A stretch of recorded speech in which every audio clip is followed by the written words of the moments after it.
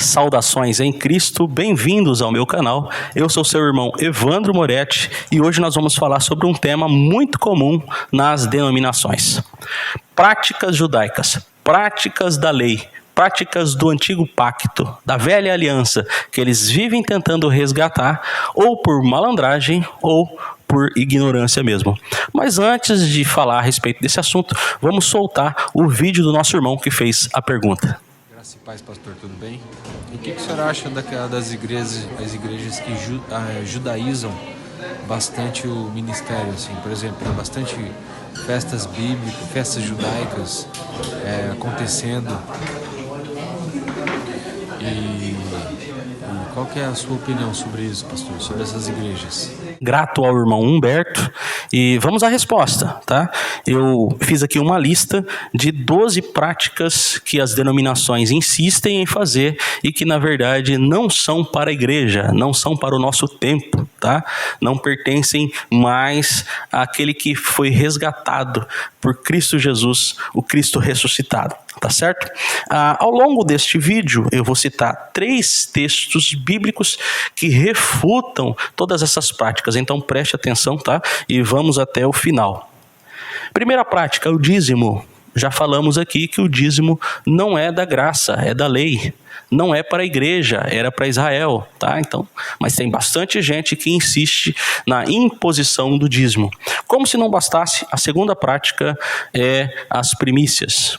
O que são as primícias? É um montante que era tirado da agricultura e entregue aos sacerdotes. Aí, os líderes religiosos pegaram essa ideia, gostaram dessa ideia, e hoje tem bastante denominações que impõem a primícia, tá? Então, uma pessoa, por exemplo, que ganha R$300 por dia, ela vai lá e pega esses R$300 e entrega ao líder da denominação. Primícia é isso, tá? O equivalente ao que você ganha em um dia de trabalho. Malandragem, né? Mas tem bastante gente hoje que acredita que se fizer isso vai ser abençoado e se não fizer vai ser amaldiçoado. A terceira prática, votos, aquele negócio de falar para Deus, se tu me fizeres isso, eu te faço aquilo ou eu te pago aquilo. Isso é coisa do antigo pacto. Tá? Aí vem uma galera e fala o seguinte, mas Paulo fez voto. Queridos, Paulo é maravilhoso, tá? Mas ele estava naquela fase de transição entre lei e graça. Você pode ver que ele pediu a circuncisão de Timóteo. Ele fez voto, porque ele estava ainda entendendo. Mas ao longo de sua vida ele foi aprendendo, caminhando com Cristo e sendo aperfeiçoado. Não é tudo que Paulo fez que a gente vai fazer, tá? Então voto não é encorajado no Novo Testamento, na Nova Aliança, tá? Outra coisa que eles resgatam, campanhas baseados em textos que alguém fez 7 dias de algo ou deu 7 voltas em algum lugar. Tem uma galera que rodeia a cidade, rodeia a casa, fica 7 dias indo no culto, tá? Agora tem aquele pessoal que fica 12 dias, né, no início do ano, 12 dias do ano em oração para 12 meses de vitória. Práticas do antigo pacto. Nós não precisamos disso. Mas eu gosto de fazer porque... Bom, se você gosta de fazer e não atribui à prática nada de sagrado, se é algo seu, tá? Então não imponha sobre os outros e não diga que você foi abençoado por conta disso, porque você não terá base em Cristo para dizer essas coisas, tá? Uma pessoa é abençoada sempre pela graça. Se alguém ao ter feito uma campanha recebeu alguma bênção, não foi por conta da campanha, tá? Você pode ver que nessas denominações em que o pessoal faz 7 dias para receber uma bênção, vamos supor que 100 pessoas fizeram a campanha, 5 ou 6 vão lá na frente contando o testemunho. E não é porque fizeram a campanha. Receberam essa bênção porque já iriam receber no curso de suas vidas. Mas os líderes das denominações gostam de tirar proveito dessa situação para que outras campanhas sejam feitas e em nome dessas campanhas geralmente se pede uma oferta, tá? Outra coisa, objetos sagrados. Tem denominação hoje colocando a Arca da Aliança, que era um símbolo para Israel, um símbolo da presença de Deus. Nós não precisamos de um símbolo maior do que Cristo. E na verdade não é símbolo, porque é o Deus que se fez gente e habitou no meio de nós. Mas a presença de Deus se cumpre em nós através de Jesus e não através de objetos sagrados. Então não precisa levar a Arca da Aliança para a denominação. Tá? Outra coisa, tem gente que leva o shofar, né, que é aquele instrumento em forma de chifre, e fica tocando antes dos cultos, antes das reuniões, acreditando que aquilo tem algum poder sagrado, mas não tem. Tá? Objetos sagrados não são necessários na graça. Vamos lá? Bom, antes da gente dar seguimento aqui, as denominações que praticam isso, só praticam por dois motivos. Se uma denominação pratica as coisas da lei, ela só pratica por dois motivos. Ou é por ignorância, ou é por mera malandragem mesmo. Então abra os seus olhos, tá certo? 6. Confundir ceia com Páscoa. A gente já falou sobre esse assunto. Eu vou deixar o link do vídeo aqui abaixo para você assistir, tá? Mas a Páscoa era obrigatória para os judeus. A ceia, que eles insistem em chamar de Santa Ceia, não é um evento obrigatório.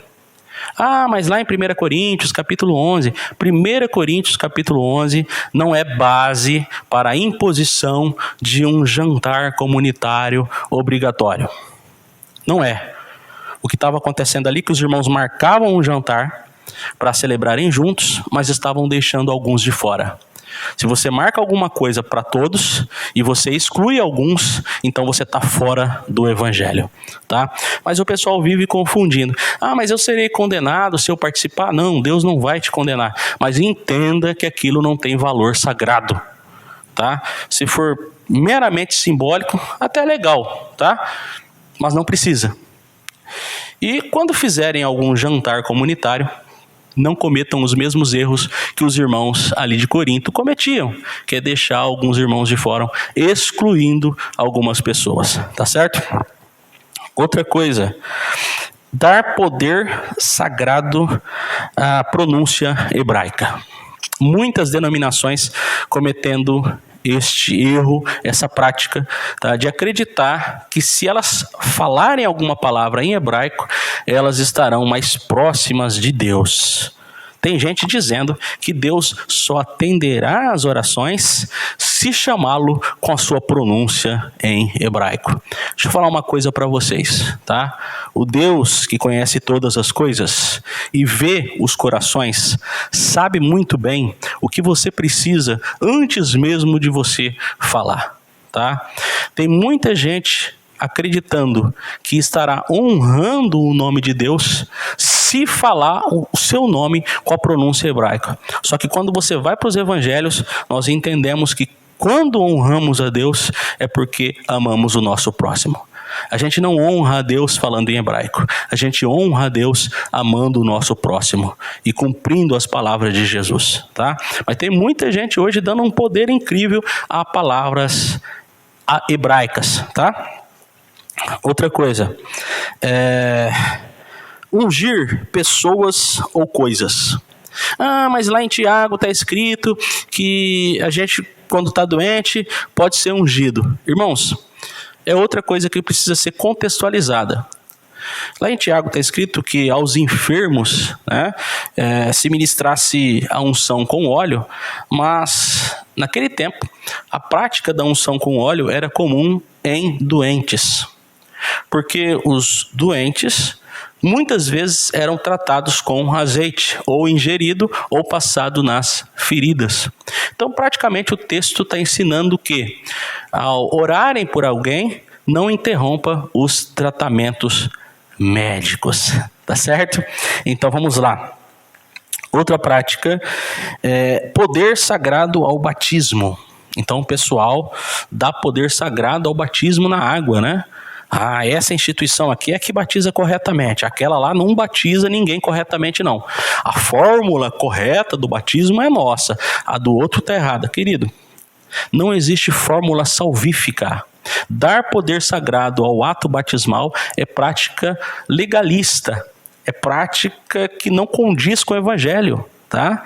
Ah, mas Jesus também foi batizado na água.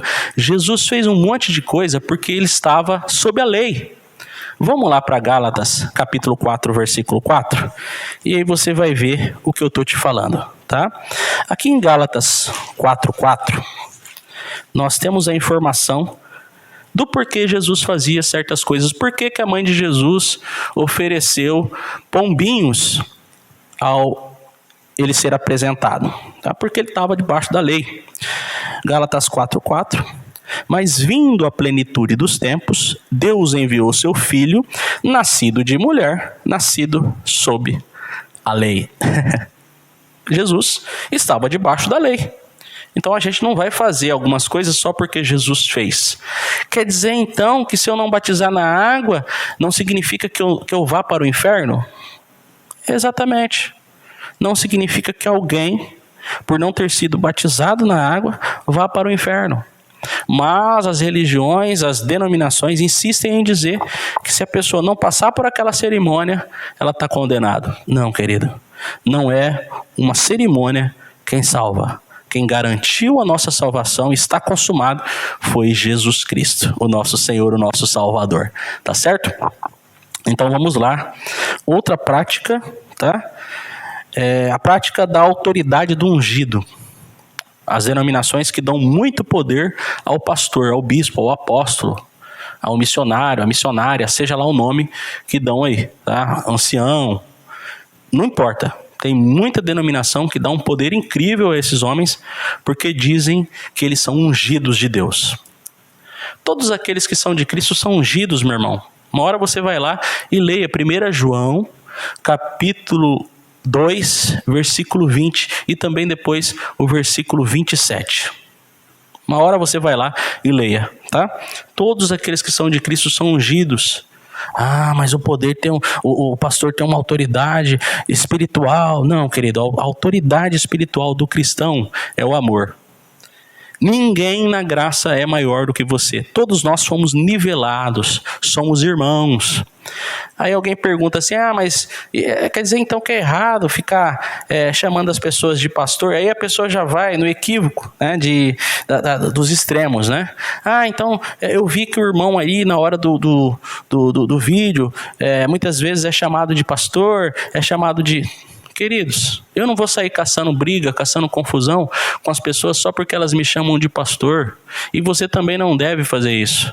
Agora entenda uma coisa, é só um título, tá? Porque pastor é vocação, não tem nada a ver com título, não é status. Tá? Ninguém naquela época ficava chamando as pessoas de pastor ou pastora.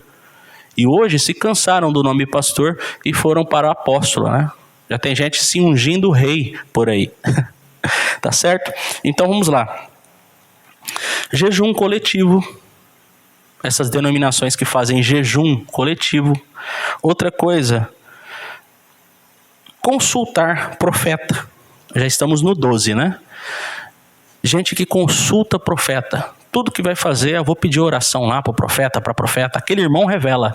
Aquela irmã revela. Querido, a revelação que precisamos é Cristo. Tá? Então, muita gente hoje se deixa levar por essas práticas que nós não precisamos mais. Dízimo, primícias, votos, campanhas, objetos sagrados, confundir ceia com Páscoa, dar poder sagrado a pronúncias hebraicas, ungir pessoas ou coisas. Tem gente que unge, né? Manda o pessoal levar lá carteira de trabalho, identidade, fica lá passando óleo, melando esses objetos com óleo. O que mais? Poder sagrado ao batismo na água. O que mais? Autoridade ao pastor, dizendo que ele é ungido e você não é, ou ele é mais ungido que você. Outra coisa, jejum coletivo. Irmão, você quer saber o que é jejum verdadeiro? Vai lá em Isaías capítulo 58. Lá você vai ver o que é o jejum verdadeiro. Tá? O que mais? Consultar profeta para fazer as coisas. Meu irmão, para com isso. Abandona essas coisas. Em Cristo, você tem nele tudo o que você precisa. A graça dele te basta. Tá? Seja direcionado pela simplicidade de Jesus e do seu evangelho. Não se deixe levar pelas invencionices religiosas. Você não precisa mais disso. E eu vou deixar aqui 2 textos para vocês.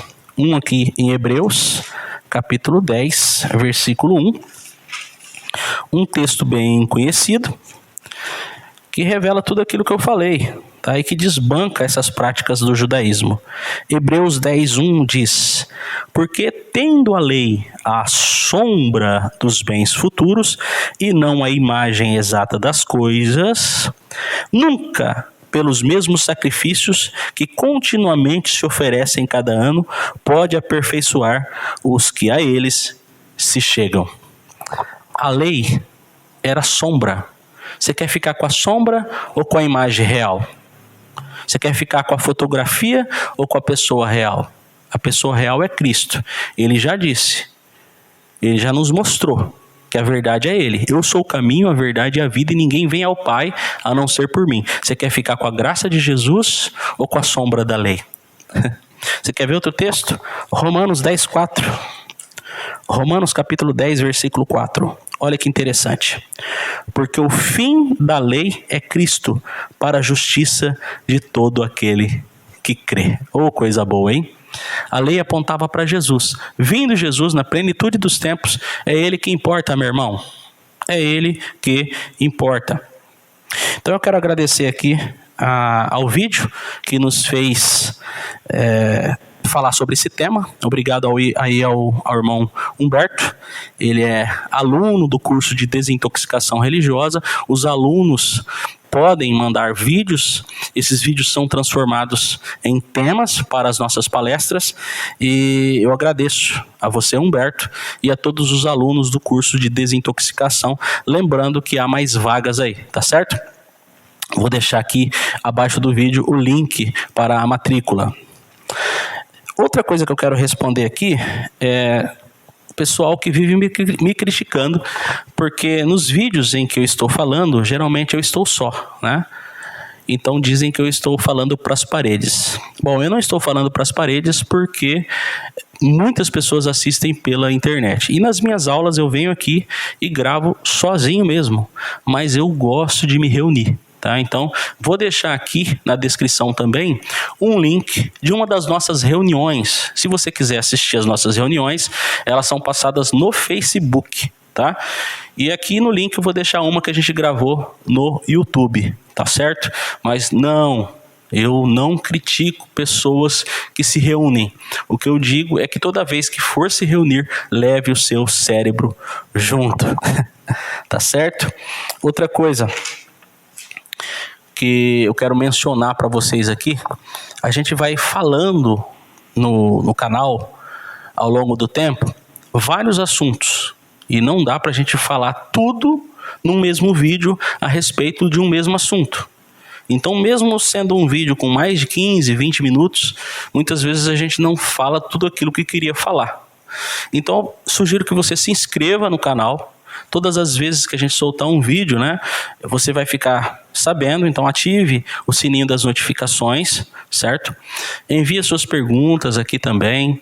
Participe deste canal. Eu tenho certeza que você vai ser edificado. Ok? Um grande abraço a todos.